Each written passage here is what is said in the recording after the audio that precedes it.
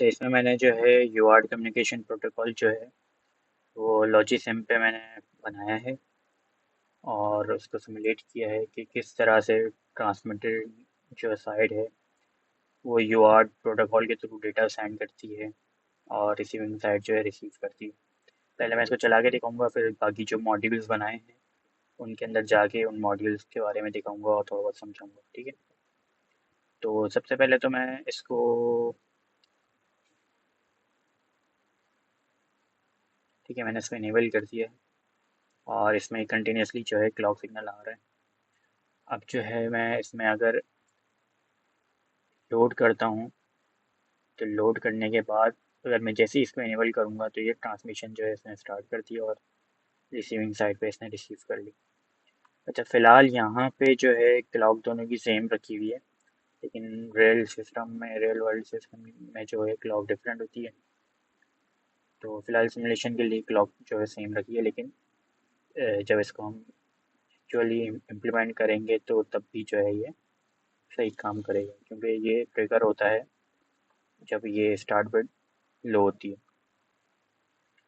ठीक है, तो जैसे कि अभी मैंने यहाँ पे 213 जो है वैल्यू सेंड करी है तो यहाँ रिसीव हो गई है। इसको मैं यहाँ पे चेंज करता हूँ, तो जैसे मैंने यहाँ पे 21 किया है, अगर मैं लोड किए बगैर इसको इनेबल कर दूंगा तो ये ज़ीरो सेंड कर देगा, क्योंकि ये रजिस्टर में उस टाइम पे कुछ भी नहीं है। मैंने इसको जैसे लोड किया, लोड करने के बाद जैसे इसको मैं इनेबल करूँगा तो ये इसको ट्रांसमिशन करिए और इसको रिसीव तीन साइड पे रिसीव होगा। ठीक है, तो इसको पहले अब मैं रोक लेता हूँ। ठीक है, अब आ जाते हैं, पहले थोड़ा मैं बता देता हूँ कि ये मेरा इनपुट है, 8 बिट का इनपुट आ रहा है। लोड जो है, लोड से मैं जैसे ही लोड करूँगा तो ये जो डेटा मैंने इनपुट दिया हुआ है यहाँ पे वो लोड हो जाएगा। ठीक है, फिर इसको जैसे ही मैं इनेबल करूँगा तो ये ट्रांसमिशन स्टार्ट कर देगा क्लॉक सिग्नल की बेस के ऊपर। ठीक है, तो मैंने ये क्लॉक सिग्नल भेजी और इसने यहाँ पे ये रिसीव हुआ और यहाँ पे ये पैरिटी चेक करके इसने बताया डेटा ओके है और यहाँ पे डिस्प्ले कर दिया। ठीक है, तो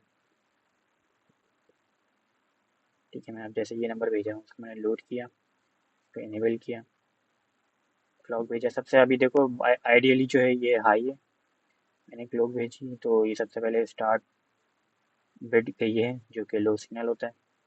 ठीक है, फिर इसके बाद मेरी वन, फिर इसके बाद ज़ीरो जाना चाहिए, फिर दोबारा वन, दोबारा ज़ीरो, फिर दोबारा वन, दोबारा ज़ीरो, वन, ज़ीरो। ठीक है, ये स्टॉप बिट, ये लास्ट बिट गई जाएगी, फिर इसके बाद ये जैसे स्टॉप बिट भेजेगा तो यहाँ पे मेरे पास डेटा पैरिटी चेक करने के बाद अपडेट कर देगा। पैरिटी में अगर डेटा में कुछ एरर आए तो पैरिटी मैच नहीं होगी और यहाँ पे डेटा इसको ज़ीरो शो करेगा या प्रीवियस जो डेटा आ रहा हो वो शो करेगा। अच्छा, ट्रांसमिशन साइड पे आ जाते हैं अभी। तो ये मेरा ट्रांसमिशन साइड का सर्किट है, यहाँ पे मेरा 8 बिट डेटा इनपुट आ रहा है। मैं इसको स्प्लिटर के थ्रू जो है डेटा को स्प्लिट कर रहा हूँ और स्प्लिट करने के बाद मैंने एक रजिस्टर लिया है जो कि 11 बिट का है। ठीक है, और रजिस्टर के जो पहला बिट है मेरी वो वन मैंने रखी है, ज़ीरो रखी है, और बाकी जो बीच की बिट्स हैं उनको मैंने डेटा सेट किया है।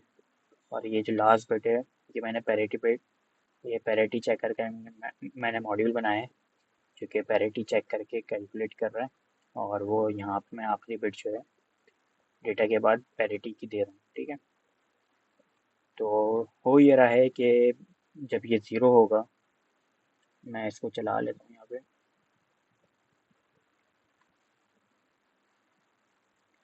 मैंने डेटा लोड किया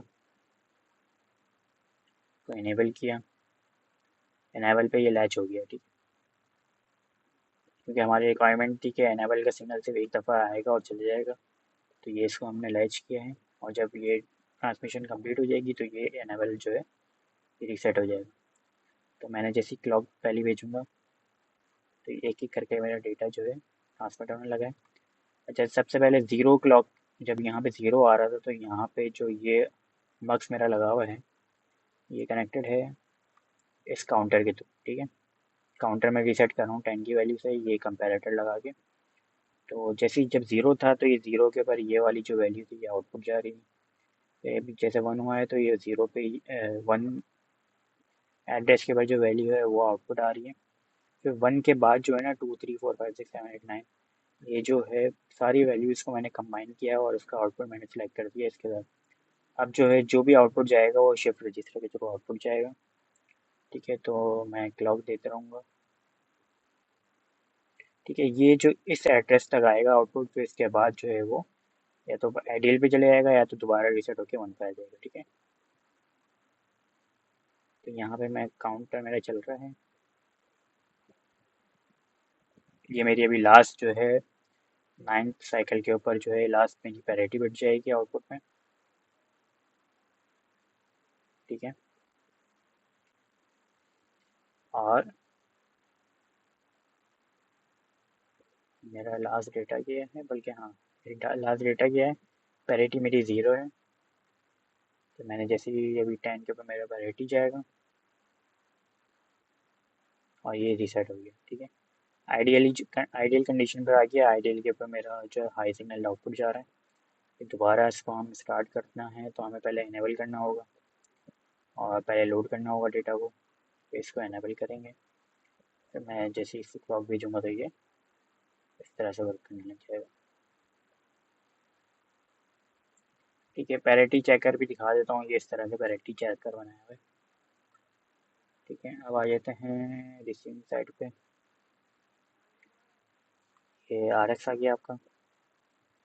आर एक्स में जो है मैंने जो है क्लॉक रखी है, लेकिन क्लॉक जो है इसकी सेपरेट वर्क कर हो रही होगी।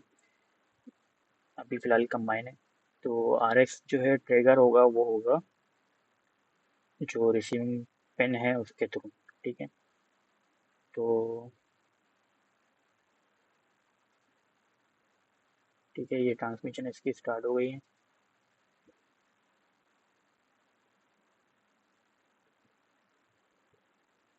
ठीक है, ज़ीरो हो गया।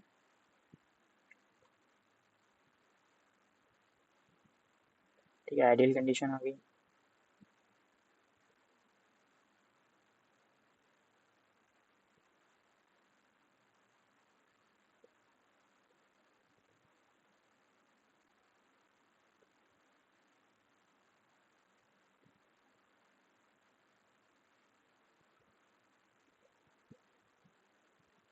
सही है, सारी पे 250 होगी।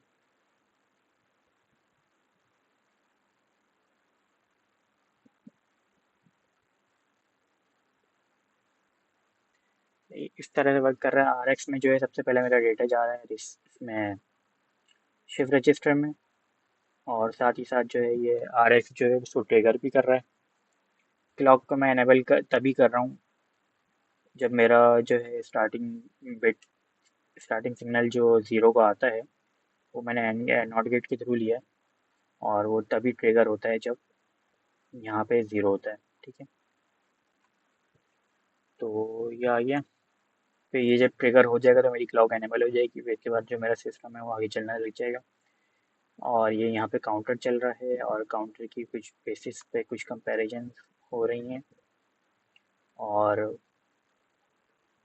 फॉर एग्जांपल जैसे कि ये दो हैं, ये मैं पैरिटी चेक कर रहा हूँ, जो मेरा डेटा आ रहा है उसकी मैं पैरिटी चेक कर रहा हूँ, और जो मेरी पैरिटी बिट आ रही है उसको मैं चेक कर रहा हूँ। ठीक है, पहले मैंने डेटा का पैरिटी बनाया, उसको मैंने यहाँ रखा। फिर इसके बाद जो पैरिटी बिट आ रही है उसको मैंने यहाँ चेक किया, दोनों को कंपेयर किया। जब दोनों सेम होंगी तो मेरा मतलब है कि मेरा डेटा सही आ गया। ठीक है, फिर मैंने एंड गेट लगाया और एंड गेट के बाद डेटा को कर दिया। एंड गेट फिर मैंने इसको इसलिए भी लगाया है कि तभी चेक करे ये जब ये आइडियल कंडीशन पर हो, मतलब डेटा ट्रांसमिट हो जाए, और डेटा ट्रांसमिट होने के बाद रिसीव होने के बाद जब जैसे ही ये ज़ीरो पोजीशन पर आए तो ये इसको कंपेयर करेगा ज़ीरो पे, ये एंड गेट ऑन हो जाएगा और इसका आउटपुट निकलेगा। वरना अगर मैं ये नहीं लगाता कंपैरेटर और एंड गेट नहीं लगाता तो ये एक ट्रांसमिशन के दौरान भी जो है मेरा डेटा ओके जो है हो सकता था। ठीक है, तो ये एक तरह से एरर कंडीशन हो जाती। तो ये जो है ये फ्लॉप जो लगाया है डी फ्लिप फ्लॉप, ये सिग्नल को डिले करने के लिए लगाया है कि जब क्लॉक लास्ट बिट आए तो ये अपने पास सेव करे कंडीशन, और उसके नेक्स्ट बिट में जो है जब आइडियल कंडीशन में चले जाए तब उसके बाद जो है ये आउटपुट पे जो है राइट करें। ठीक है, इसलिए ये मैंने फ्लिप फ्लॉप लगाया है। और एक और रजिस्टर लगाया है ताकि आउटपुट तभी चेंज हो जब ट्रांसमिशन कंप्लीट हो जाए। ठीक है, तो इस तरह से वर्किंग है।